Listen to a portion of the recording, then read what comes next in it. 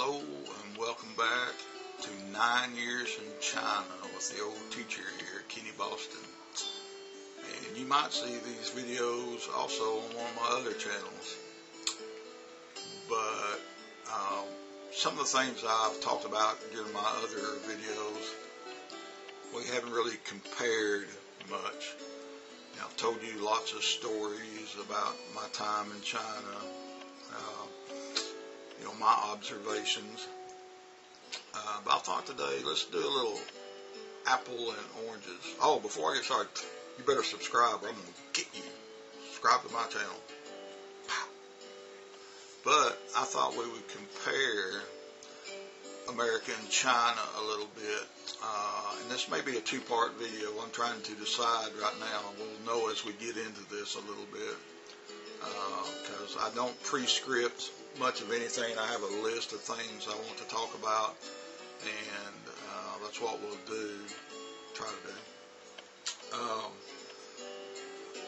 The first thing you've got to know, if you're an American, China is so opposite of what we do, how we live. Obviously the government, communist versus democratic. Those are big differences, and so the people grow up with a lot of different, not values so much, but just different ideology. And this video is not meant to be a point-keeping system, because there are things China has I wish America had, and vice versa. Okay, but we're going to kind of go down a little list that I had made in comparing China. And I guess because I'm a big guy, whatever, I started off talking about food. Chinese and American food they're really polar opposite of a lot of things. Lots of fine dishes, as you know, if you've eaten out or whatever. China has great dishes, just like America does. In America, we got fried chicken and mashed potatoes and macaroni and cheese and all this. In China, they got dishes like hong shao rou and mei cai kou rou and things that braised pork and very delicious with rice, and they have hot pot and things like that. So I think in the food department, we're on the main courses, maybe we're pretty equal. Now in China, you have a lot more opportunity to eat out in the street, or eat in little bitty tiny restaurants, tiny cafe type places that are really unique and special. They maybe specialize in one kind of food or whatever. But for the most part, both places have really good food. We like things a little richer, fried a little more. We're over there maybe a little more bland, a little more of the meats are boiled. You don't ever see them eat a fried fish hardly in China. Everything's been boiled and put in a soup or whatever. But overall, I give thumbs up to both places.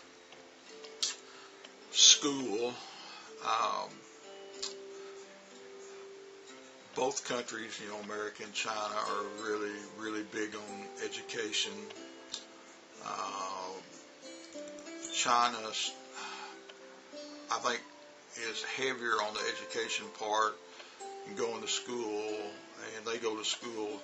I know little high school kids that go to school to almost 9 o'clock at night, a lot. We really don't do that in America. Both the Chinese and the American system try to do the very best and get you the highest quality education possible. China, everything depends upon the test. To advance, they have like Zhongkao to go from junior high to high school, and it will tell you what high school you can go to. You don't have a choice. They kind of dictate what high school that you will go to. Then later on, they have Gaokao, the college entrance. exam, which is world famous, good or bad. It's very, very famous. And it kind of dictates what your major is going to be. And if you go in as a freshman, you can change things. Most of the colleges will let you change a major, but once you're set, you're kind of set. Lots of people are English majors who don't really like English, you know.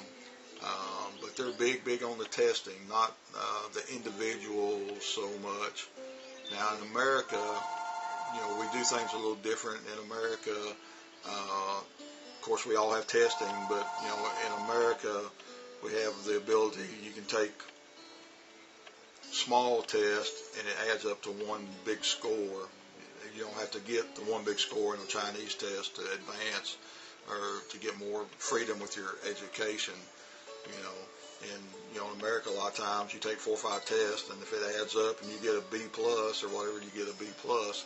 So if you were sick one day, it's easy to make up. But the kids in China, boy, they go through a lot. It's study. There's very, very little freedom, especially in high school. In high school, everything is to study for the Gaokao test, to get into a college.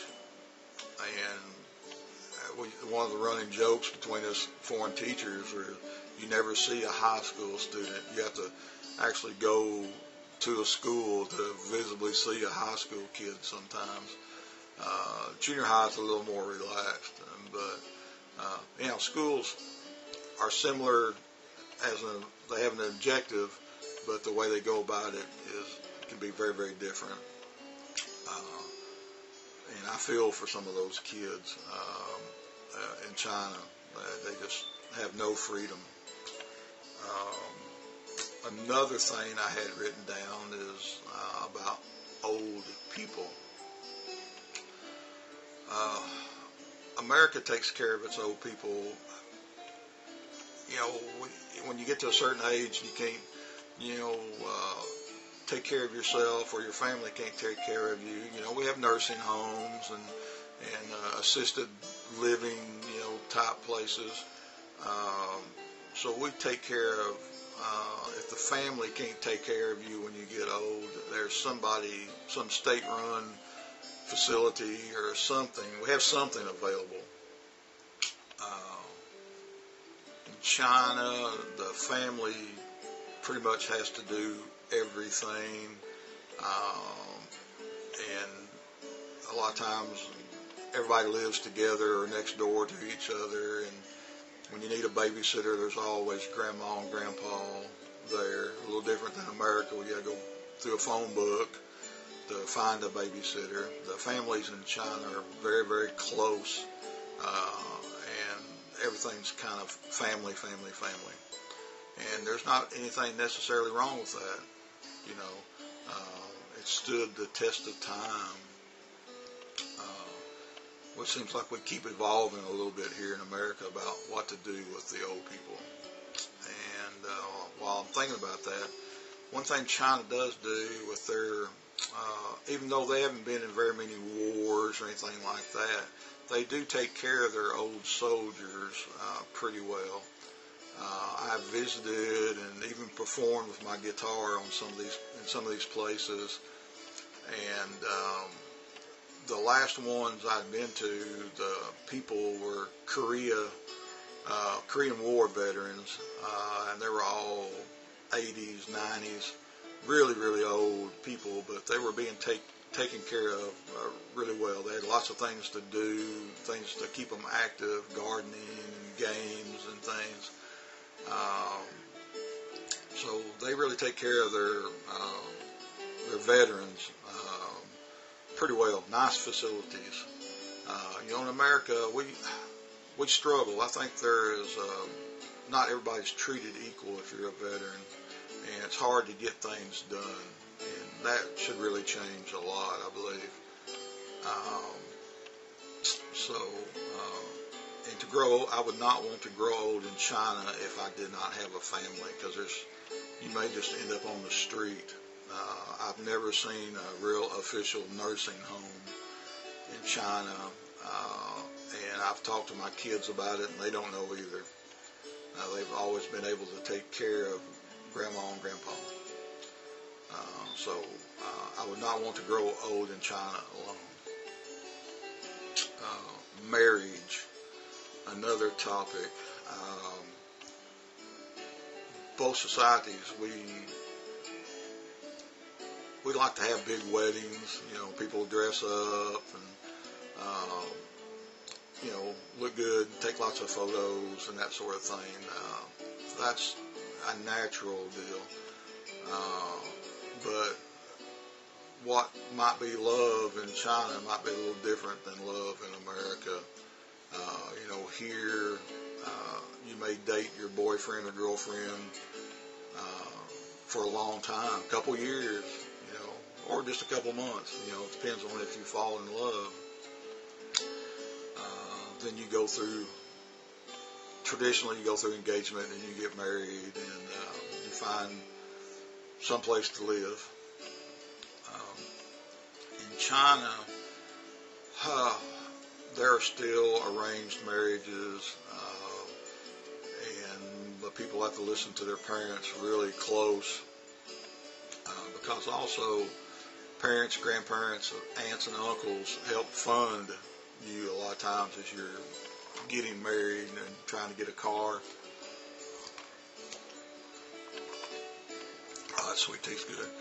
And things like that. And you're expected as the boy, you're expected to have a house and a car, you know, to provide for the girl. You know, you need a good salary, obviously. But just to get married, the paperwork is simple. And to get a divorce, it's really simple. It's not anything big and drawn out like we do in America. But in China, you might not marry somebody that you love. You may just marry somebody that you can get along with, somebody that your family thinks would be a good provider. So a little different, you know. Now my students, the longer I was in China, my students we talk about this all the time, and nowadays they would stand up to their parents more and say, I'm not going to marry that boy down the street, I want to marry this boy here because I love him. I think he's handsome, and he's got the prettiest eyes, and he's nice to me, and that sort of thing. And I hope it continues that way. You should not have to marry somebody that you don't get along with, or just to have a child with. And when you get older, sleep in separate bedrooms.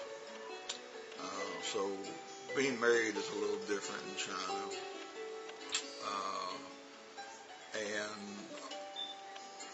And while we're on marriage, we'll talk about dating a little bit. Dating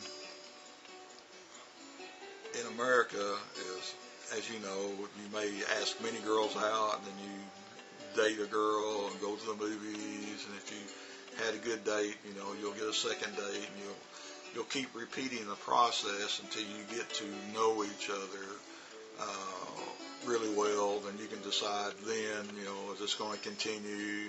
Maybe you might marry this guy or this girl. China does not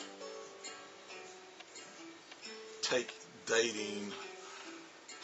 They do date, but they don't date. If the girl accepts an invitation from a boy,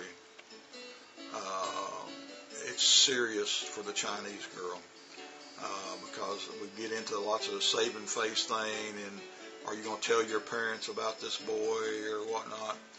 So they take dating real serious because they think they might possibly marry this boy, and they think about that. When they accept that invitation to go out on a date, they're thinking, well, he might be the one, you know.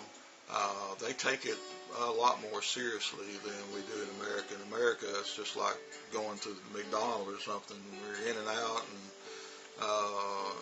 and you barely remember the experience sometimes. But in China, it's a lot different. And they're also really proud to say, oh, I have a boyfriend. whether it really means much or not. Kind of like in America sometimes. Some American girls just want to say, yeah, I got a boyfriend. I've got a boyfriend, yeah. But anyhow, dating is quite a bit of different experience.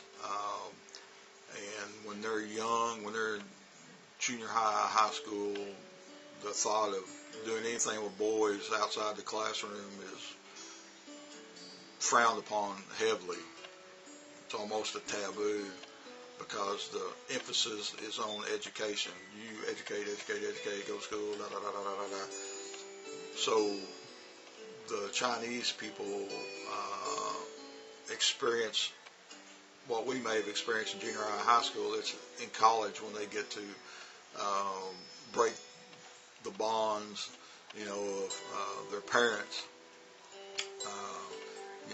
And so the little freshmen, away from home, they may get to go out with their first boy, get their first kiss or anything like that. That's freshmen and sophomores. So they're already, 18, 20 years old before they start doing anything that we did at 14 or 15. So there's a gap there. And I've had to talk to lots of my students sometimes about these things. So, it's a little bit different. Let's see, next, we'll talk about houses a little bit. And I'll probably shut it off and we'll get ready for part 2. But we'll see here. Houses, everything in China goes up. Everything in China is made of concrete. Everything in China is unbelievably expensive. And you don't get to own any land. You get the rights to a place, I think it's like 70 years, and it goes back to the government. In America, we're still building this way, one level housing, actual houses, wood frames, brick, and all this kind of stuff. So we're still building this way, but everything in China goes this way. And American housing per capita or whatever is a lot cheaper than China. In China, it's a forever thing. And I mean, it doesn't have to be a big place. It's just going to be super, super, super expensive. And you'll pay for it forever. Now, one thing I will say that's really different, because most Chinese houses are concrete and they don't have all the pipes in between walls or anything like we do in America. Everything in China is visible. Very little is hidden.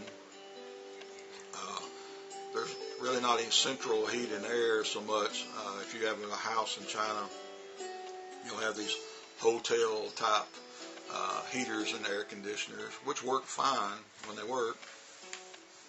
In America though, everything's kind of hidden. The construction is hidden. We have regular central heat and air, and our houses are much, much bigger on the average than a Chinese home would be. And Chinese homes, you can stuff a lot of people in them too. Also, when I was in China, because of the nature of the construction, very, very few pests. And the 9 years I was there, it's almost unheard of to see a cockroach. In America, the way the houses are built and the way things, there's lots of places those little bugs can make homes in American houses, and so we have a bigger issue with pests than they do in China.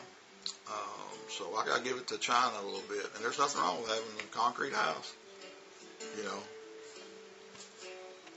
huff and puff and blow the door down. Here in Arkansas, it might be a good thing. If a tornado comes, that Chinese house is probably still going to be standing.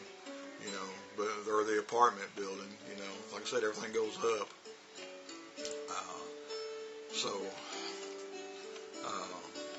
Got to kind of give the score maybe a little bit to China on this one. Okay, well, we'll do one more. I'm going to cover transportation.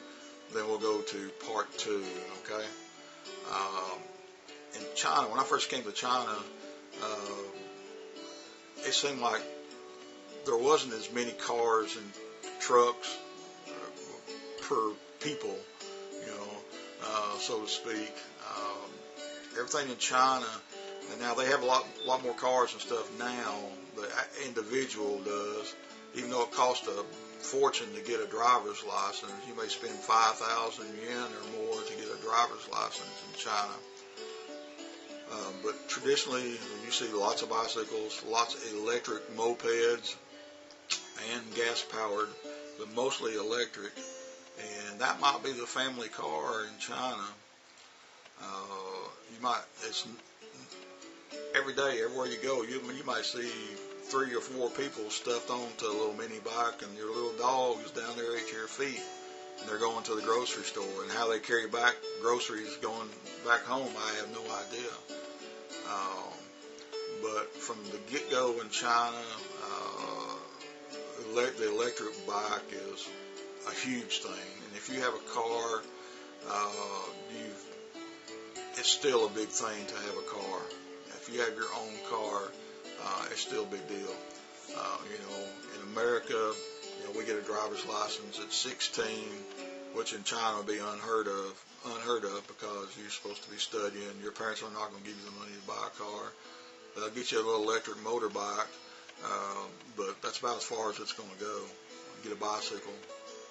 So the way we start out with transportation is very different than China. Now in China, everything snap, you can call a taxi. They're everywhere. They're like cockroaches. And you get a taxi and go anywhere you want. And unless you're in a big city in America, the taxis are not so common. You could stand on the side of the road for a couple hours and never see a taxi in America. So in China, taxis and public transportation like the buses, you got to have that stuff to get around in China because you're dealing with so many people. If you can't go there by your little motorbike, if it's cold weather, if it's raining outside, you got to get on a bus or get in a taxi to go anywhere. In America, totally different. Most of the cities don't even have public busing. You got to understand the immense amount of people that you deal with in China. So the needs are very different. And necessity is the mother of invention. In America, I think we're a little luckier that if we have our own car, we can go anywhere we want, do anything we want, and we don't have to try to go out and get that taxi or go wait on a bus for it to come. So it's a little different. Man, we're going to stop right here. This will be the end of part 1, America versus China, okay? And we'll come back with part 2 here directly. All right? So bye-bye.